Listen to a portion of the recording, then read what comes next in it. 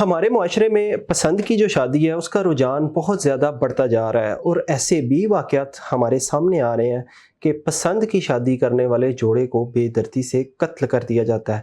پچھلے دنوں میں جیکب آباد سندھ میں ایک واقعہ ہوتا ہے کہ پسند کی شادی کرنے کی جو رنجش ہے وہ اتنی انتہا کو پہنچی کہ پورے گاؤں کو آگ لگا دی گئی، ان کے گھروں میں جو چیزیں تھیں وہ بھی جلا دی گئیں۔ اس کے ساتھ ساتھ ریسنٹلی کراچی میں ایک ایسا واقعہ ہوتا ہے کہ عدالت سے باہر نکلنے کے ساتھ ہی جیسے وہ روڈ پہ جاتے ہیں تو ان کو آ کے بھی بے دردی سے قتل کر دیا جاتا ہے۔ ایسے واقعات کیوں ہو رہے ہیں اور ان کو کیسے روکا جا سکتا ہے، اور ہمارے معاشرے میں کس طرح اس چیز کو کم کیا جا سکتا ہے، اس سارے معاملات پر آج ہم بات کریں گے۔ ہمارے ساتھ موجود ہیں سجاد حسین بیگ، سینئر ایڈوکیٹ ہیں، ہائی کورٹ کو دیکھتے ہیں، سپریم کورٹ کو دیکھتے ہیں، اور ان سارے معاملات پر بھی بڑی گہری نظر رکھتے ہیں۔ ان سے ہم پوچھیں گے۔ السلام علیکم سر۔ جی وعلیکم السلام، کیسے ہیں رحمان؟ آپ ٹھیک ہیں؟ اللہ کا شکر۔ میں یہ سمجھتا ہوں آپ نے خاصا مشکل کوسچن اٹھایا ہے، اور یہ کوسچن اس لیے مشکل اٹھایا ہے کہ اس کو کسی بھی اینگل سے ہم سم اپ کرنے کی کوشش کریں تو یہ ہمیں کافی چیزیں اس کے اندر لے کے آنا پڑیں گی۔ پہلی بات تو یہ ہے کہ جو آپ لو میرج کا کانسیپٹ دیتے ہیں، ہمارا سوسائٹی اس کو ایکسیپٹ نہیں کرتا۔ یعنی کسی کی بیٹی کتنے لاڈوں سے پال کے وہ بڑا کرتا ہے، اور جب وہ 20 سال کی ہوئی، 18 سال کی ہوئی، تو پھر اس کے بعد اس کی جو صورتحال ہے وہ بڑی عجیب ہو جاتی ہے کہ اس نے آرام کے ساتھ اس کو جو ہے وہ اپنے گھر سے نکالا، جا کے نکاح کیا اور اس کے بعد چلتا گیا۔ یہ تو نکاح جو ہے وہ قانونی طریقہ ہے، کسی کے ساتھ نکاح ہو گیا تو وہ ٹھیک ہے جی، ان کا وہ بات ٹھیک تھی، اس نے کر لیا، مگر ہمارا معاشرہ اس کو ایکسیپٹ نہیں کرتا۔ اس وجہ سے لوگ عدم برداشت کا شکار ہوتے ہیں۔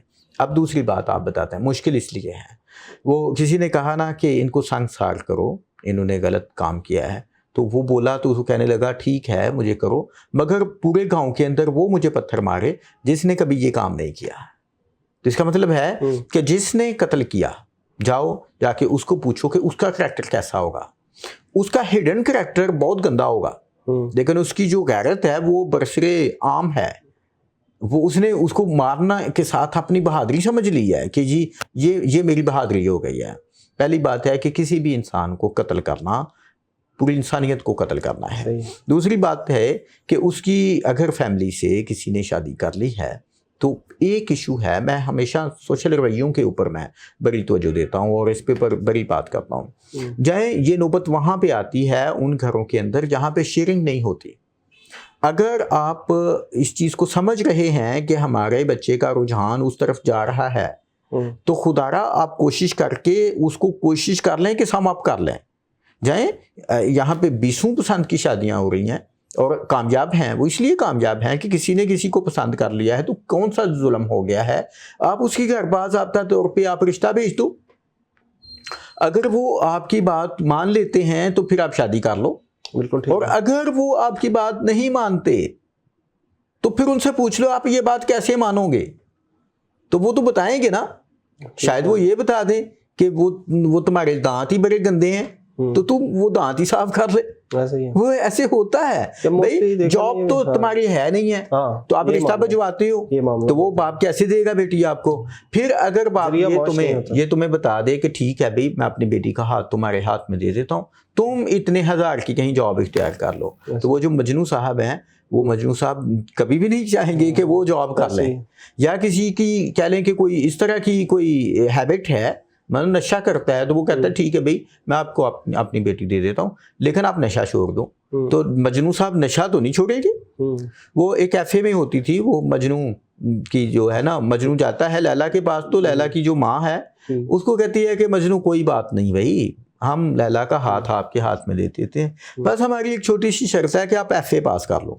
وہ کہتا ہے بھائی یہ کام نہیں ہونا میرے کو، وہ جا میں نہیں، تو وہ کیا کرتا ہے وہ لیلا ہی کو چھوڑ دیتا ہے، وہ کہتا ہے ایڈے اوکھے کام نہیں سارے کو ہوں دے، تو آپ ایف اے کہہ رہی۔ میں نے اس طرح کی 2-3 مثالیں سنی ہیں، نام کیا لینا ہے، آدھے ملک کو ویسے بھی پتا ہے کہ جناب یہ پسند آ گئی اس کو کلاس فیلو یا راستے میں جاتی ہوئی، تو وہ پیچھے پیچھے چلا گیا، تو جا کے کہتا ہے جناب میں دیکھیں آپ کی بیٹی پہ بری نظر نہیں رکھ رہا، لیکن میں یہ کہتا ہوں کہ میں آپ کا بڑا اچھا داماد ثابت ہو سکتا ہوں۔ تو اس نے کہا کوئی بات نہیں جناب، آپ بیٹھیں اس کو پانی شانی پلائیں۔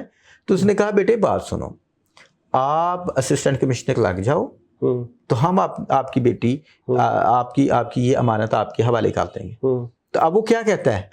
وہ کہتا ہے جناب گل پکی ہو گئی, گل طے ہو گئی. انہوں نے کہا گل طے ہو گئی. اس نے کہا بھائی 3 سال لگنے ہیں اس کام کے لیے, 3 سال ویٹ کر لو گے نا؟ تو نے کہا آپ اے سی بن کے آؤ, ہم 4 سال بھی ویٹ کریں گے. پھر اس نے سی ایس ایس ٹاپ کیا پورے ملک میں, پہلے نمبر پہ وہ آیا.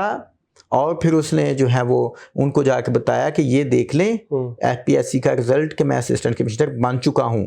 تو انہوں نے کہا ٹھیک ہے جی, یہ لو, یہ بشرا تمہاری ہے. تو پھر اس نے کیا کیا, اس کے ساتھ اس نے عقد کیا. تو بعد میں پھر اس نے جو ہے وہ اسسٹنٹ کمشنر سے جو ہے وہ ریزائن دیا. تو انہوں نے کہا نہیں, میں نے اپنے لیے جس پیشے کو منتخب کیا ہوا تھا وہ پیشہ اسسٹنٹ کمشنر سے زیادہ اوپر والا ہے. لہٰذا چونکہ آپ کی یہ ڈیمانڈ تھی کہ میرے نام کے ساتھ اے سی لگے اور آپ کا دماد اے سی ہو, تو میں نے وہ ثابت کرنے کے لیے وہ کر ڈالا ہے. بات یہ ہے کہ اگر آپ عاشق ہیں تو پھر اس طرح کے حوصلے بھی رکھیے نا. تو اگر آپ اس طرح کے حوصلے نہیں رکھو گے, لوگوں کی بیٹیوں کو ایسے ہی اٹھا کے لے جاؤ گے, اس کو بہلا کے اس کو جیسے بھی کر کے کرو گے, تو پھر قتل تو آپ اسی طرح کے ہوگے نا. اگر اجازت دوں تو میں آپ کو ایک مثال بتاتا ہوں. آج سے کوئی 7-8 سال پہلے کی بات ہے کہ شیخو پورہ میں اسی طرح کا ایک کیس جو ہے وہ مجھے اسائن ہوا. تو جس لڑکے کا میں وکیل ہوا, اس لڑکے کا رحمان یہ حال تھا کہ وہ رکشہ ڈرائیور تھا. تو جس کی بیٹی کے ساتھ اس نے نکاح کیا تھا وہ جو ڈاکٹر تھی اور اس کا جو باپ ہے ایک لینڈ لارڈ تھا, یہ ان کی بیٹی تھی.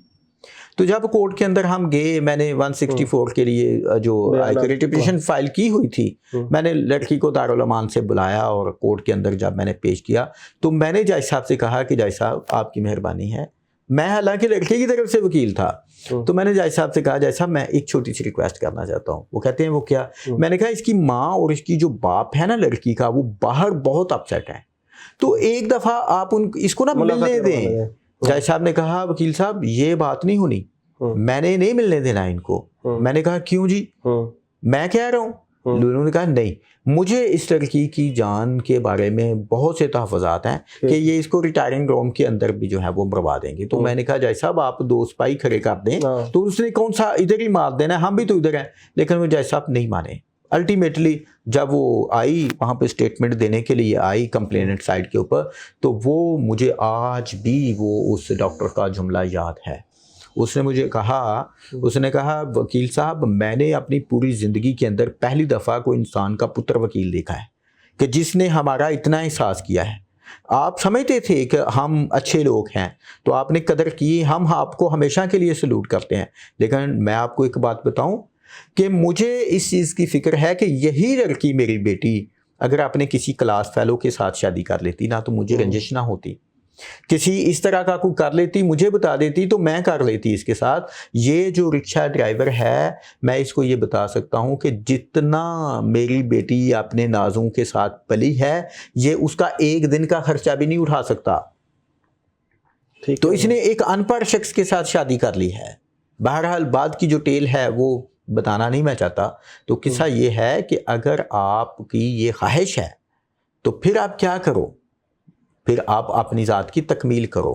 میں ایک بات کے اوپر یہ بات اختتام کرتا ہوں. وہ شاعر کہتا ہے کہ عاشق کے بارے میں وہ کہتا ہے کہ اپنی تکمیل کا رہا ہوں میں, ورنہ مجھ کو تو تم سے پیار نہیں. عاشقوں کو یہ سوچنا چاہیے کہ اگر کسی کے عشق کے اندر آپ جا چکے ہیں تو پھر اپنی ذات کی تعمیر کرو, اپنے آپ کو بہتر کرو, بہت اوپر لے جاؤ. وہ جہاں بھی معیار لے کے جائیں وہاں پہ لے جاؤ. اگر وہ کہتا ہے کہ آسمان سے تارے ٹوٹ لاؤ تو پھر توڑ کے لے آؤ تارے. نہ بھی ملے گی تو تم نے تو تارے توڑ لیے ہیں نا, تم تو کسی منزل کے اوپر پہنچ گئے ہو نا. جیسے وہ ہمارے بھائی صاحب ہیں, وہ نہ بھی ان کو وہ ملتی تو اسسٹنٹ کمشنر تو وہ بن چکے ہوئے تھے نا, شاید وہ پہلے یہ نہ سوچتے. اس لیے میں یہ سمجھتا ہوں کہ اگر آپ نے عشق کرنا ہے تو پھر آپ اس کی ذات کے جو تقاضے ہیں وہ بھی پورے کریں.